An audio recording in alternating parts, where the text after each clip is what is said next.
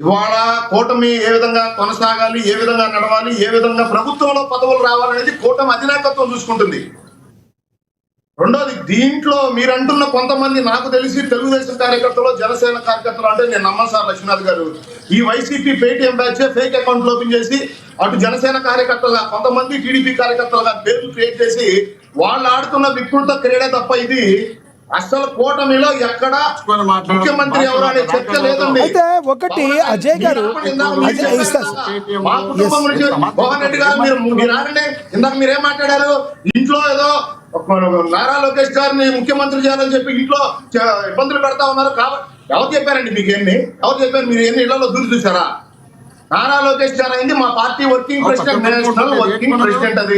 అది మా పార్టీ నిర్ణయం. అసలు దీంట్లో సీఎం అనే చర్చ ఎక్కడుంది? సీఎం అనే చర్చ ఎక్కడుందా?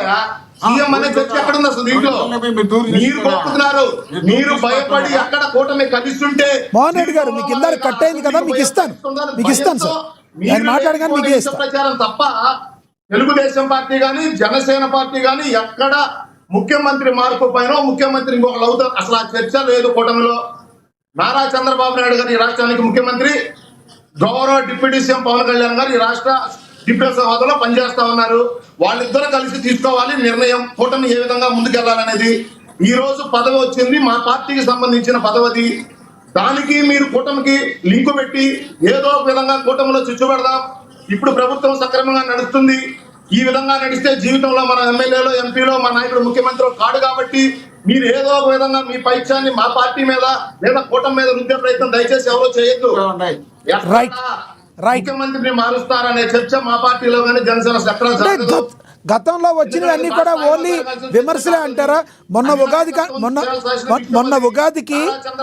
కాదు సార్, మొన్న ఉగాదికి అజయ్ గారు ఉగాది ఏ వేదిక మీదైనా కూటమిలో ఉన్న నాయకులు ఎవరైనా మాట్లాడారు అసలు ఈ అంశం మీద లేదు. అజయ్ గారు ఉగాదికి అజయ్ గారు నా మాట వినబడుతుందా? ఉగాదికి వచ్చే ఉగాదికో తర్వాత లాస్ట్ ఉగాదికో తెలియదు కానీ ఉగాది పండుగకి అన్నారు మొన్న ఉగాదికి ముందు. ఉగాదికి లోకేష్ గారు సీఎం కాబోతున్నారు అన్నారు. వచ్చే ఉగాదికి ఏమన్నా అవకాశం ఉందా? లేదు, ఇవన్నీ కాదు, వచ్చే సార్వత్రిక ఎన్నికల వరకు కూడా చంద్రబాబు గారే సీఎంగా ఉంటారు, ఎన్నికలకు వెళ్ళటం కూడా చంద్రబాబు గారు ఆధ్వర్యంలోనే వెళ్తారు, లేదంటే ఏదైనా స్టెప్ తీసుకుంటే చెప్పే వెళ్తారా? ఏమంటారు మీరు? లక్ష్మీనాథ్ గారు నారా చంద్రబాబు నాయుడు గారు ఈ రాష్ట్రానికి ముఖ్యమంత్రి, ఈ రాష్ట్ర డిప్యూటీ సీఎం గౌరవ పవన్ కళ్యాణ్ గారు, ఈ రాష్ట్ర మంత్రివర్యులు గౌరవ నారా లోకేష్ గారు. ఈ రోజు నారా లోకేష్ గారు తీసుకున్న పదవి Telugu Desam party national working president, అంటే మా పార్టీకి సంబంధించిన అంతే కదా, అది అంతే కదా. నేను చెప్తా ఉన్నాను మరొకసారి మీ ద్వారా రాష్ట్ర ప్రజలందరికీ, ఏ వేదిక మీద మా నాయకులు కానీ, మా అధినాయకుడు కానీ, మా నారా లోకేష్ గారు కానీ, లేదా గౌరవ డిప్యూటీ సీఎం పవన్ కళ్యాణ్ గారు కానీ ఎక్కడ ముఖ్యమంత్రి మార్పు పైన లేదా రాబోయే రోజుల్లో మేము అది ఎలక్షన్లకు వెళ్లే ముందు నాయకులు అధినాయకులు కూర్చొని తీసుకున్న నిర్ణయం లక్ష్మీనాథ్ గారు ఎవరో ఎక్కడో సోషల్ మీడియాలో పెట్టారని చెప్పి దాన్ని అండర్లైన్ చేసి వైసీపీ నాయకులు ఏదో ఒక విధంగా దాన్ని చెలవల పొలవలు చేసి కూటమిని విచ్ఛిన్నం చేసేదానికి వాళ్ళు చేసే వికృత చేష్టలు తప్ప ఈ రాష్ట్రానికి ముఖ్యమంత్రి గౌరవ కొంతమంది అడుగుతున్న ప్రశ్నలకి మరి మీరు ఏం చెప్తారు? అజయ్ గారు 15 సంవత్సరాల పాటు అజయ్ గారు 15 సంవత్సరాల పాటు మేము కలిసి ఉండాలి, కలిసే ఉంటామని స్ట్రాంగ్గా చెప్తున్న పవన్ కళ్యాణ్ గారు టీడీపీ పార్టీ ఎందుకు 15 సంవత్సరాల పాటు మేము కలిసే ఉంటామని గట్టిగా కొన్ని దగ్గర చెప్పలేకపోతుంది, చెప్తలేదంటే ఏం చెప్తారు? అసలు అది మీరు చెప్పిన దానికి నేను ఏకీపించుతాను లక్ష్మీనాథ్ గారు. ప్రతి స్టేజీ మీద నారా లోకేష్ గారు, నారా చంద్రబాబు నాయుడు గారు, గౌరవ పవన్ కళ్యాణ్ గారు కోడి చేసిన అంశాన్ని ఏదైతే 15 ఏళ్ళు కూటమి కలిసి ఉంటుందో అనే అంశాన్ని ప్రతి చోట మాట్లాడటం జరుగుతుంది. మహానాడు వేదిక మీద మాట్లాడారు మా అధినాయకుడు నారా చంద్రబాబు నాయుడు గారు. ఈ రోజు నేషనల్ వర్కింగ్ ప్రెసిడెంట్ అయిన నారా లోకేష్ గారు మాట్లాడటం జరిగింది. పవన్ కళ్యాణ్ గారు ఏదైతే ఉద్ఘాటించారో 15 ఏళ్ల పాటు కూటమి కలిసి ఉంటుందని అది పదే పదే చెప్తా ఉన్నాం. Right sir, right. మీ అభిప్రాయం అర్థమైంది. వైసీపీ నాయకులు చేస్తున్న వికృత క్రీడ ఇది, దయచేసి దీన్ని నమ్మవద్దు. ఎస్, మీ అభిప్రాయం అర్థమైంది. నేను మళ్ళీ మాట్లాడతాను మీతో. ఇందాడ అయింది కాల్ కట్ అయింది మోహన్ రెడ్డి గారిది. ఎస్, మోహన్ రెడ్డి గారు కంటిన్యూ. మధ్యలో ఉన్నట్టు మా మీద పడతారండి వాళ్ళ వాళ్ళు నేర్చుకోకుండా. రైట్. మీరు నేర్చుకోండి. ఎవడు పట్టిందా? ఎవడికి పట్టింది మీ గురించి మీరేదో మీరు కట్టుకోండి. మా మీద ఎందుకు పడతారో డిప్యూటీ సీఎం గా డిప్యూటీ సీఎం గా గతంలో ఆయనకి ఇస్తామన్నారు. ఎవరికి? లోకేష్ కు డిప్యూటీ సీఎం ఇస్తామని చెప్పి పిఠాపురం వర్మ చెప్తే వర్మకు 1000 రూపాయలకి 1000 కోట్లు గిఫ్ట్ ఇచ్చినారు. మీరు మీ గురించి నాకు తెల్లా, మీ చరిత్ర నీకు తెలియదేమో. నాకు గురించి బాగా చెప్తాం మీ చంద్రబాబు చరిత్ర. ఆల్రెడీ దగ్గుబాటి వెంకటేశ్వరరావుకు డిప్యూటీ సీఎం ఇచ్చామని చెప్పి అప్పుడే మోసం చేసినారు. హరికృష్ణకు మంత్రి పదవి ఎమ్మెల్యే ఇచ్చి ఎమ్మెల్యే అయినాక మళ్ళీ మంది మోసం చేస్తారు. మీరు నీతం చెప్పుకుంటా కూర్చుంటే మేము ఇంటికి వచ్చాలా? మీరు పేటీఎం వేసులంతా పెట్టుకొని మాట్లాడుతుంటే మేము ఇంటికి వచ్చావాలా? మీరు సాటిస్ఫైడ్ పార్టీ పరిపాలన చేస్తుంటే మేము ఇంటికి వచ్చావాలా? సాటిస్టు సైకోలు మొత్తం మీరే ఉంటారు ఈ రాష్ట్రంలో, దేశంలో.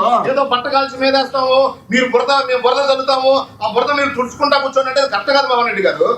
సంబంధం లేని అంశం ఇది. ఊరికి అవసరం లేదమ్మా. మాకు మీకు మీద బట్టకాల్చడం, బట్టకాల్చి మొఖాన్ని వేయడము మీకు అలవాటు. అది గుర్తు చల్లడం, బట్టకాల్చడం మీకు అలవాటు. అది జగన్మోహన్ రెడ్డి గారు రాజకీయాల్లో రాకముందే లక్షకోట్లు అని చెప్పి మీ నాయకుడు చెప్తున్నాడు చూడు, అది మీకు అలవాటు.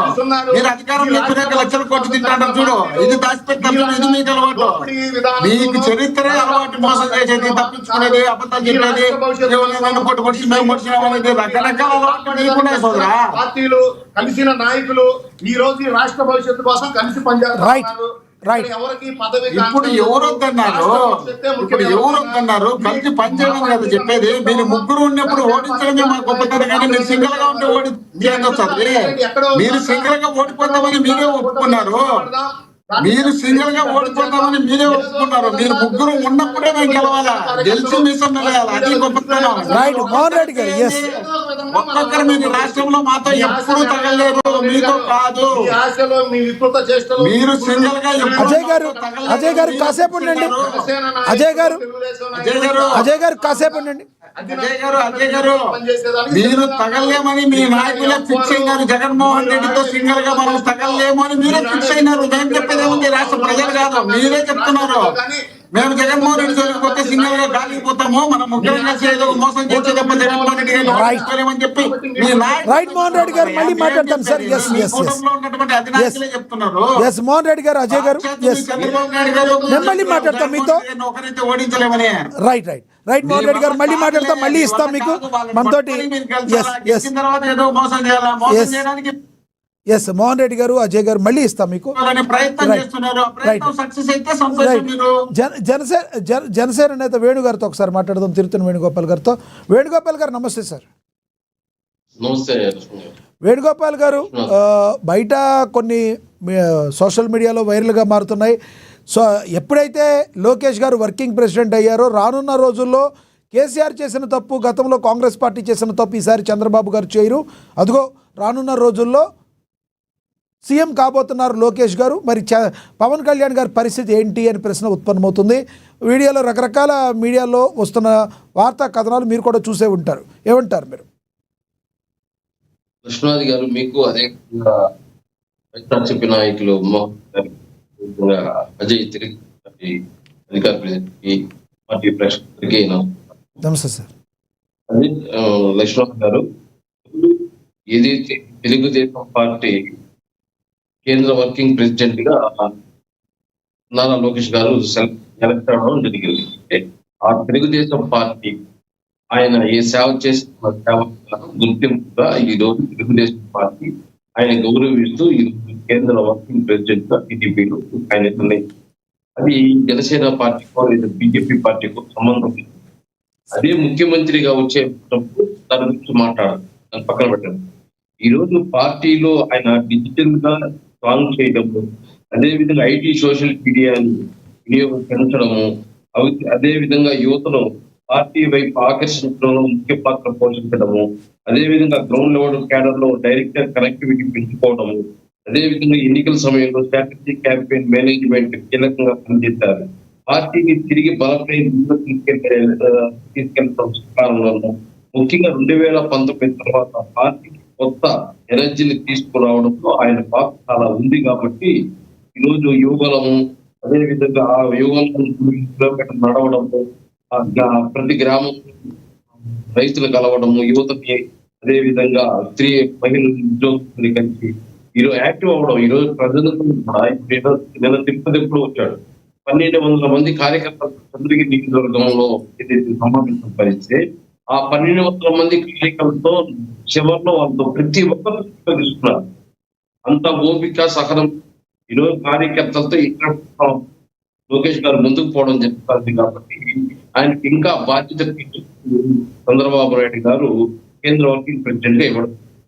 అంతేగాని ఈ రోజు ముఖ్యమంత్రి అనేది పక్కన పెట్టదు. ముఖ్యమంత్రి ఇక్కడ ప్రకటించలేదు, లేదా కాబోయే ముఖ్యమంత్రి తప్పలేదు. పార్టీకి ఆయన అవసరాన్ని ఇంకా ఎక్కువ హార్డ్ గా వర్క్ చేయాలి ఇప్పుడు అని చెప్పి బాధ్యత పెద్దదిగా ప్రకటించడం చంద్రబాబు నాయుడు గారు జరగడం జరిగింది. అది ఎప్పుడైతే ముఖ్యమంత్రి పదవి ఉండేది ఉంటుందో అప్పుడు భారతీయ జనతా పార్టీ